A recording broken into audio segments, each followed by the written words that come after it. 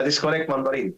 Mga kababayan, hindi namin maabot ni Ma'am Lorraine itong naghakot si Franz Castro ng ilang kabataan at mga estudyante at ilang mga guro doon sa harap ng Court of Appeals yata, Ma'am Lorraine, o kaya sa Supreme Court. Di ko na nakuha ang exact venue para ipabasura daw ang kanilang conviction sa criminal case sa Talaingot Eric, explain mo 13. naman.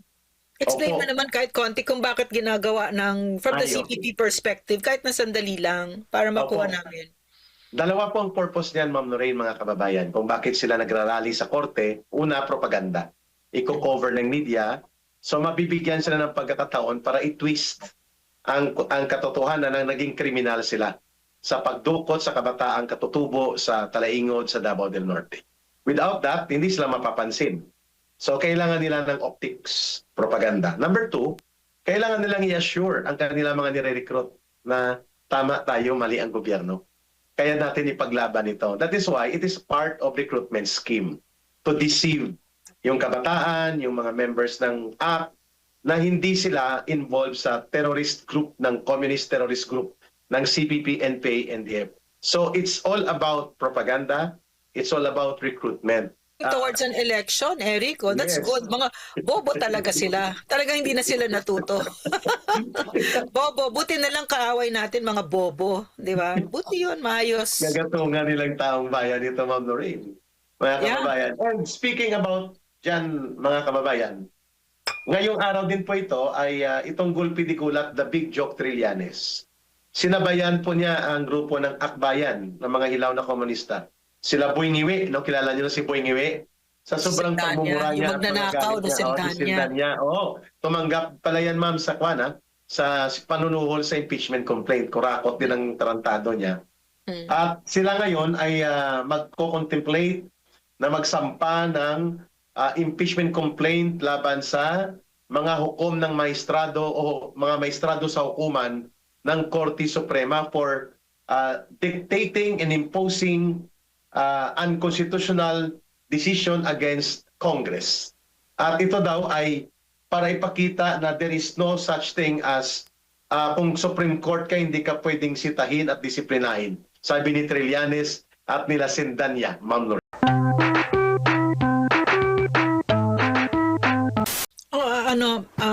Sa akin kasi, tingin ko kasi sa sex, very sacred yan eh. Napakasagrado niyan, no? So, and anything that goes on behind closed doors, between consenting adults, natampaki dyan, no? Kahit na sino siya, kahit na president siya, no? Yeah. Pero, droga. Nakita ko, kasi alam mo, kunyari lumabas yung video na yan, ano? Tapos wala yung male prostitute, tapos sila lang mag-asawa. Let's say, may prostitute. Kaya lang, binayaran niya eh. People's money. Tapos narinig mo, di ba, na ang information ay 40,000. In-interview yung escort. 40,000 US dollars. My God, di ba?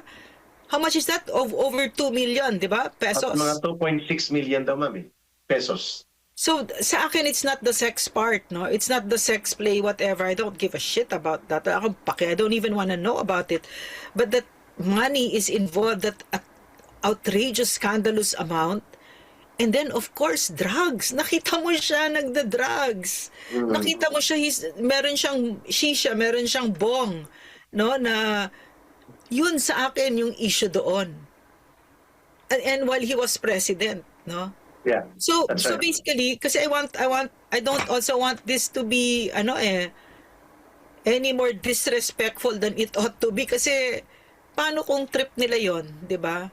Kaya lang, so it's not for me, it's not the sex, it's the drugs and the money. Yeah. Kasi ma'am, when you are in public office, kailangan po may mga limitasyon ang iyong gagawin. Kasi may kaakibat na pananagutan. Yun pong punto ni Pangulong Duterte, no? Bagamat siya ay nagbibiro sa mga chicks, girlfriend, Tama siya, pero may asawa. limitasyon siya. May limitasyon siya. Hindi niya ginagawa na ipahiya ang gobyerno, gamitin ang resources ng gobyerno para mag-hire ng prostitute. Hindi. Di ba? Mag-hire ng babae o mag-hire ng sex orgy sa Malacanang o sa amang party. Hindi niya ginawa yun eh.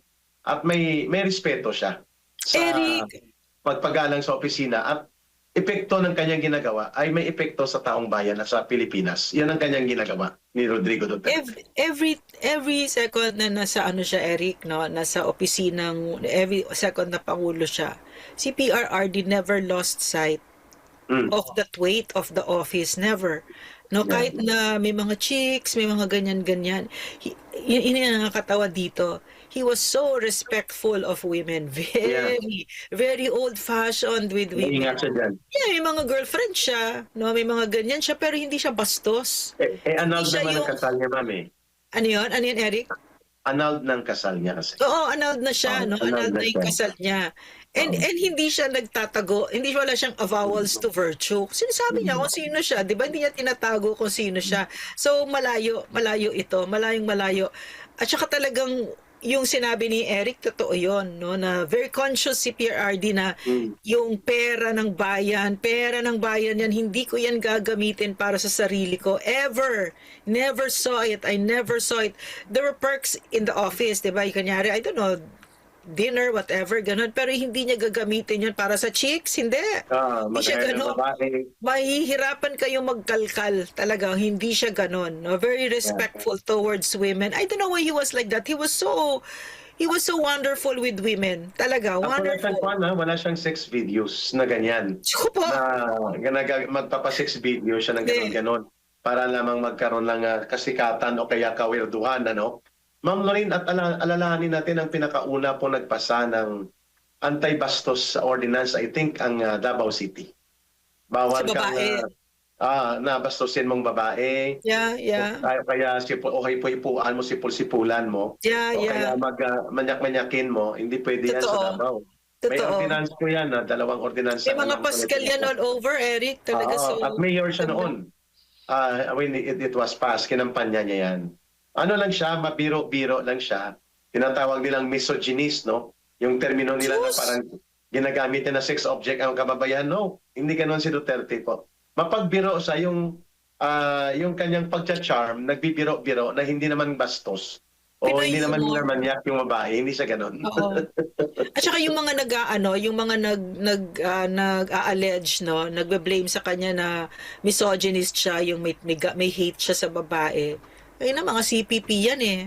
Mga rape and enabler yung mga yan, no? Sila yung Yeah. pinagsasabi ninyo, kayo ang naglalagay sa babae sa delikado, no? Agree. Yung mga recruits Yung na Gabriela. nire-rape, ang Gabriela, wala, tahimik na tahimik. So shut up. Hindi ganun si PRRD. Alam niyo mga kababayan, si PRRD, ang tingin niya talaga sa babae, na na-experience ko yun, no? Para siya talagang mamahalin na talagang precious, na hirap siya mag-utos sa babae. Hirap siya, na talagang, kaya tingnan niyo yung cabinet niya, puro mga manoy, puro mga old men talaga na ganyan, ano? So, that's why parang you miss that kind of decency, no? And talagang makita mo how low this Bongbong Marcos is scum of the earth talaga. Right. Talagang dumi ng kuko tong hayop na to. Talagang And speaking kanino. about dumi, Ma'am Lorraine, Yeah. ngayon pong araw na ito, kunwari pinalarga ang impeachment complaint laban kay Bongbong Marcos Jr. kasabay ng pagpapalusot ng main target impeachment attack versus the Vice President Sara Duterte. Alam po natin na ang totoong impeachment complaint kay Marcos Jr. na meron pong mga attestation, testimonya, attachment at ebidensya na mabigat ay hindi po pinayagang makalusot. Ang pinayagang makalusot po, yung una, yung kay De Jesus na lumalabas, Abogado ni binuking Lisa. po, no, yes ma'am, binuking ni brother ni Congressman Igay Erese na yan ay pakawala ng mga taong ni Marcos mismo para magsabotahe. And then ang Kamatayan Party List Group na nagpalusot ng impeachment complaint, alam natin ma'am na ang bargain doon kay Boji D at kina Marcos, sige na, magpa-impeach ka na sa complaint namin. Pero ang main target talaga si Sara Duterte. Kasi sa araw na ito, Ma'am Lorraine, you confirmed already na na-file na sa House Secretary General's Office ang impeachment complaint laban kay Vice President Sara Duterte. Ang isang grupo po, CPP, NPA, NDF, Kamatayan Party List. Same personalities last year. Sila pa rin po. And then ang nag-file din ng plunder case nila sa ombudsman, Flavi Villanueva, malamang nandyan din sila Shelo Magno, the lapdog of Marcos and Romualdez. Deles, Yeah, sila po, kasama Cielo sila Ma'am Lorraine, Magno, si correct, Shelo andyan pa din. Magno. Si Sila pa rin po Flavi, ito, mga dilaw at mga pink na mga oportunistang ang layunin ay makabalik sa paghahari sa politika. Na ang layunin makapag-project ng sarili nila. Pero yan po ay naariglo na kay Budget D. Naariglo na yan sa House of Representatives. We have received information, Ma'am Lorraine, na bago dumating ang break before the Holy Week, which is around last week of March, i-dispatch siya ng kay Marcos. Ma'am Lorraine, i-dismiss. Pero ang kay Inday Sara Duterte na complaint, iaakyat sa Senado for trial. Ma'am Lorraine, your take on this? yeah, may assets, no, yung sa mga intel ko, no, are telling me that this will be the year na ang plano nila talaga yayariin na nila ang mga Duterte. Si Inday, si Polong, lahat talaga. So they have to gear up for it, etc., etc. No? But for me, noong pa naman sila nagtatry ng ganyan, at ang minatuloy ba, 'di ba? Bakit? Ba't hindi natuloy? Yung People's Initiative, yung impeachment nila, chuchuchu. Kasi ang Pilipino nagsasalita, walang tumatahimik sa atin at lumalaban tayo, no? So, Tama. yun yung mahalaga. Pero parang ano, no, Eric, parang ang daming karumal-dumal na nangyayari sa Pilipinas, no, na pag yan ang president natin. Tapos yung I keep thinking kasi, no, paano yung serbisyo sa PGH, kasi meron akong meron akong grupo, no, sa PGH, kasi meron kaming project dyan, no, na ang kakalungkot na yung mga naririnig ko, Eric, talagang yung kahit yung ward ng children with cancer ay halos wala ng laman kasi wala silang pangbayad o Walang supply. Walang supply, walang anything, no, kasi bangag yung president, no. Wala siyang pakialam. Wala siyang pakialam, from a president who gave PGH 100 million a month. A month, di ba? Yeah. To this one who spends, First time yun, mama, sa history. Na may 100 million a month ang PGH na hindi na alam kung paano nila gagastusin kasi sanay sila na walang budget halos na pumupunta. Yeah. To a president who spends $40,000 to a prostitute. For a prostitute, no? For prostitution. So these are issues, no? Prostitution, drugs, no? Kung why that video is damning, no? Kung bakit siya yun ang context niya, ma'am, no? It is a backdrop of abuse, of scandal amidst the misery of the people. Yan pong context nun kung bakit namin tinalakay ni Ma'am Lorraine. Nothing about so interesting about the video, but it's about the context why it is so scandalous, it is so revolting sa ating mga mamamayan na hindi tayo dapat manahimik. Sinabi ni Ma'am Lorraine, only the time of President Duterte na inayos po ang mga specialization hospital, pinunduhan. Children's Hospital, Lung Center of the Philippines, Kidney Institute, Orthopedic Center, Heart Center, at ang pati po lalo na ang PGH. At ang binuhos ni Pangulong Duterte dyan, billions of pesos. Yung kinolekta mula sa train law, na nirereklamo nila, yung kinolekta sa sin taxes, dyan po ibinuhos yan, mga kababayan. At nakita natin nung mag-pandemic po, hindi yan nag-zero ang operations nila. Kahit na nag-crisis ang buong bansa. Yan po, makikita natin kung ang priority ng gobyerno ay taong bayan. Matino po dahil matino ang pag-iisip Ma'am Lorraine, nasa wastong katinoan Susi po yung katinoan ng isip ng tao, ng namumuno, sa kung anong uri ng direksyon ng gobyerno mayroon. Si Rodrigo Duterte ay nagpuputang ina, pero tanggap ng tao yun kasi hindi yun ang nakakabuhay sa kanila Ang nakakabuhay sa kanila, yung aksyon. Dinurog niyang kriminal, sindikato, korap, terorista, magnanakaw, old-upper, mga rapist, dinurog niya ito. Hindi lang talagang dinurog, literally dinurog sila. Kaya nga, yung kanilang maitim na kaluluwa na tumakas sa Pilipinas, sinawala sila halos sa Pilipinas At binuhay niya ang mga mamamayan kung anong merong pondo ang ating gobyerno. Hindi po niya pinagnakawan, hindi nila pinagnakawan ang taong bayan. Kaya yan pong nawawala ngayon. Si Marcos, ang lahat ng ginagawa niya for 3 years, maliban sa pagnanakaw at pandarambong sa kaban ng bayan, ay abalang-abala siya kung paano durugin ang mga Duterte para ang kanyang poder at kapangyarihan ay mananatili lagpas-pas sa 2028, Ma'am Lorraine. Eric, tama yung sinabi mo. Talagang yung focus ng efforts ng Marcos administration, hindi serbisyo, kundi paano durugin ang mga Duterte. Kaya nga meron akong intel, ang sabi, si Jude Asidre, nagpunta siya ng BJMP sa Annex 2. No, para BJMP sa Bikotan. sa Bikutan, oo. Okay. Na, And Judas Sidri of Tingog ng Magnanakaw Party List ni oo, Martin. isa sa mga tagapagtahol ni Martin Romualdez. Na Martin, si Judas Isa sa mga Sidri. malalaking mga magnanakaw, no? So, nakakatawa pa ang kwento sa akin, naka-double mask pa daw siya para hindi siya makilala. Paano hindi makikilala parang si Flintstone. Parang lumba-lumba. At saka yung mukha niya, laki-laki, di ba? Flintstone yung mukha niya. Paano siya? Tapos ang gusto ko siyang tanungin, totoo ba yun ang kinakausap mo, mga drug lords, no? Yung mga yung mga nahatulan doon. So tingin natin, ang tingin ko dito, obviously it's going to be about the Dutertes again, 'di ba? So like you said, no, itong baboy na ito na Jude Asidre na ito, no. Imbis na magtrabaho ka diyan, hayop ka dahil sinisweldohan ka ng taong bayan.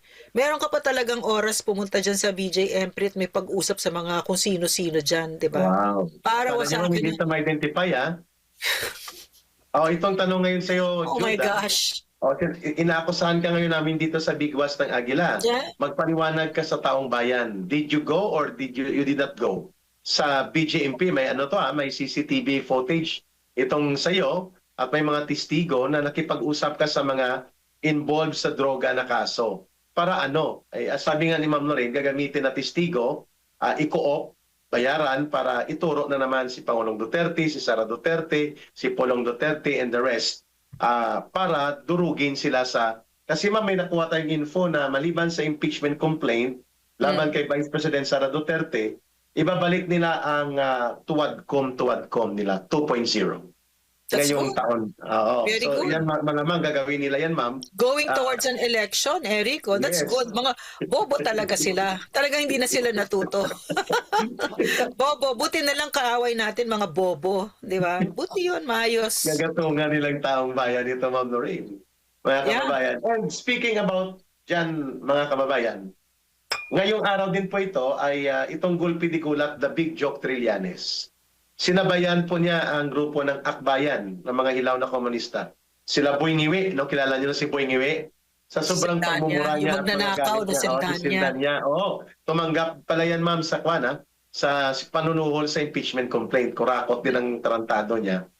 At sila ngayon ay magko-contemplate na magsampa ng impeachment complaint laban sa mga hukom ng maestrado o mga maestrado sa hukuman ng Korte Suprema for dictating and imposing unconstitutional decision against Congress.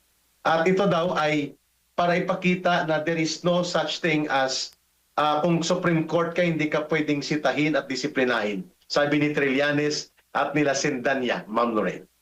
It's really, I don't know, maybe amusing, no? It's amusing to me that supposedly legislators don't even know yung pinaka-basic, that the Supreme Court is the last word in the interpretation of the law. And after that, you guys will all shut the fuck up, di ba? Pero hindi, something as basic as that, hindi alam, di ba? Or alam nila, pero wala silang pakialam, di ba? So, nag-court talaga sila ng, again, it's really sickening, this Congress, no? Ito talagang Congress na ito. Dahil sa kanila talaga, gusto mo talaga isarado ang Congress. Marami ako naririnig nakakatawa, gusto nilang pasabuti. Ako rin, gusto ko na yung ma'am. Diba? Diba? No? Parang, na tayo, idadurugin na yan. Oo, talagang, yun naman yung kagandahan. Yun yung kagandahan nakikita ko. From as a doctor, no, metaphorically speaking, parang nilalabas lang natin yung mga nana ngayon. No? Yeah. So, naglalabasan yung mga nana. Yan, si Jude Asidre, di ba mukhang nana? Di ba si Trillanes mukhang nana, di ba? Di ba? So, ito, mga nana na naglalabasan para maghilom tayo. At least nakikita natin, hindi katulad noon na tago. No, so imagine ang ganda-ganda ng ruling ng Supreme Court, no, na Ganda. Binasa ko nga, ma'am, yung ganda, dispositive portion, yung summary. Ganda.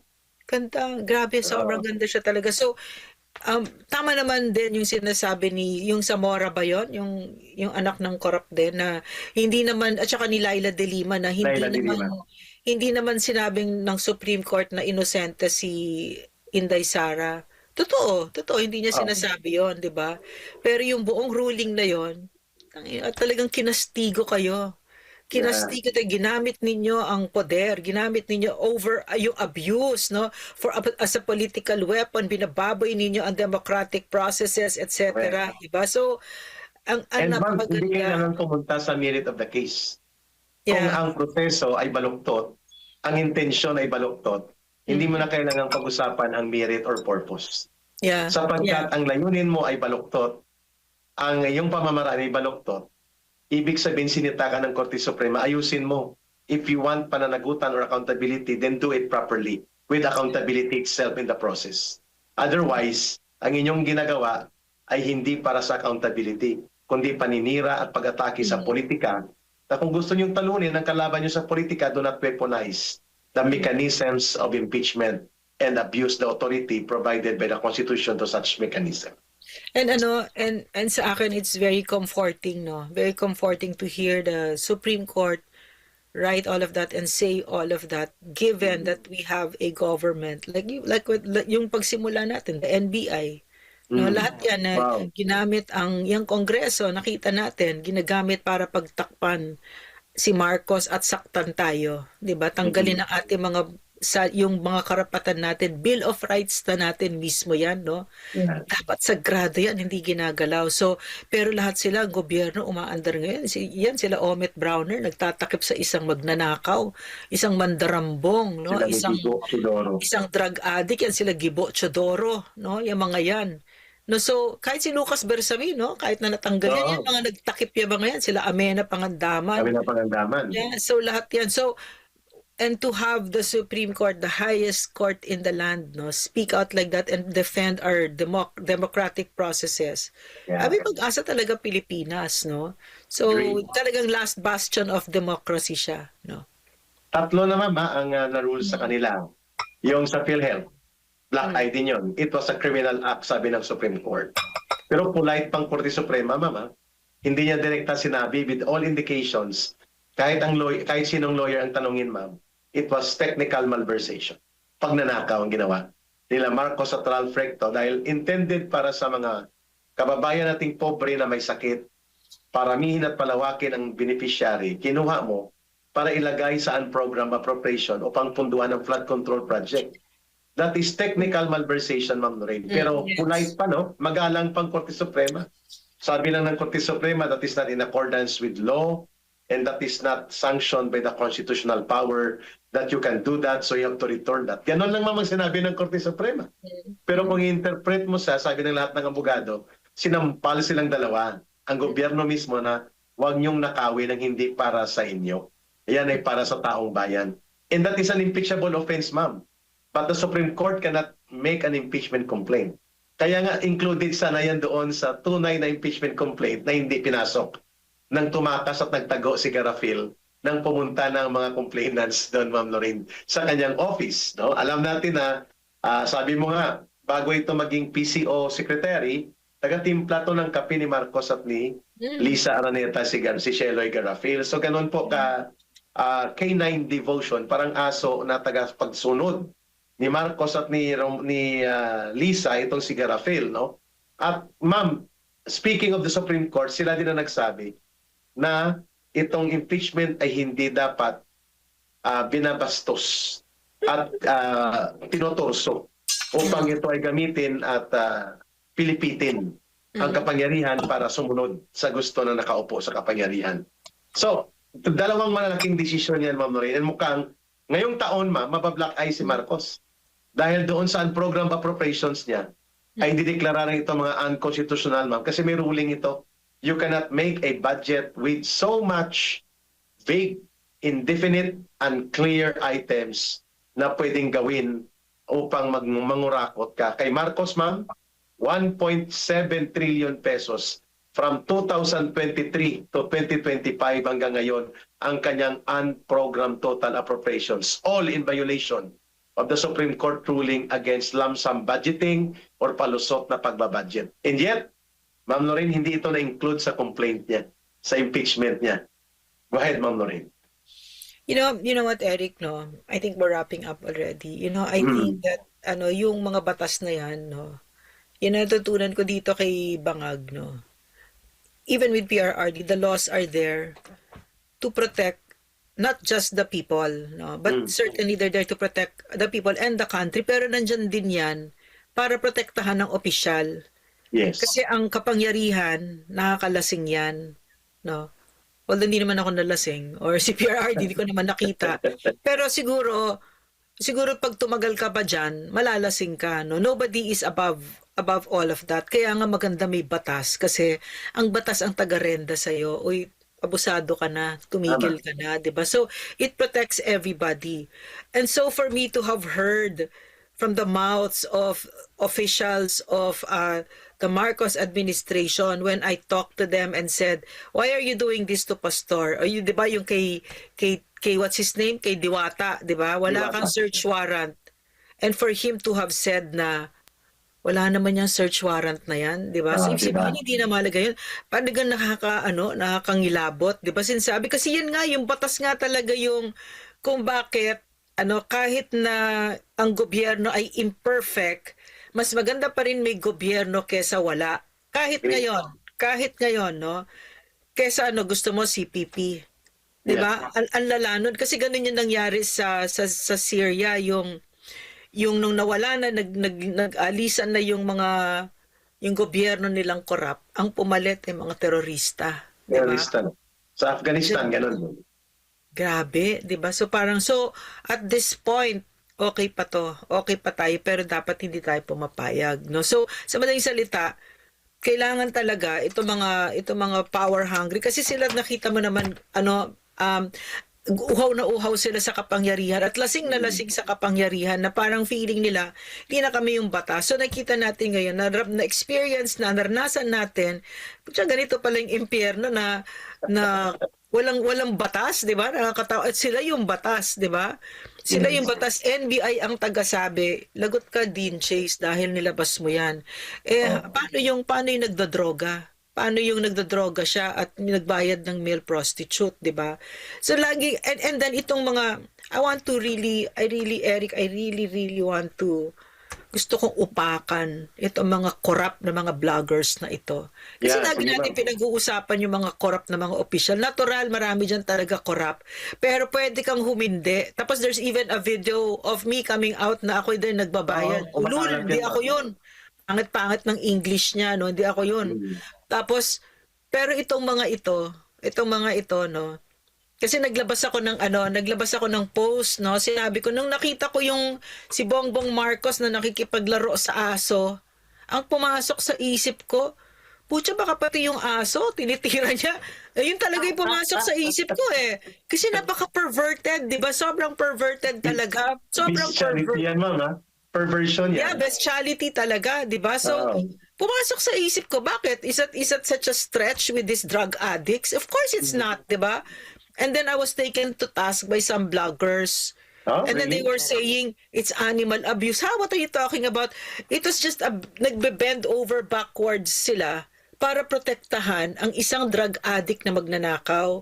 So, alam mo, oo, corrupt talaga si Marcos, corrupt talaga si Lisa Marcos, mga magnanakaw yan. Pero kayong mga bloggers na nagpapabayad, kayo, mga corrupt din kayo.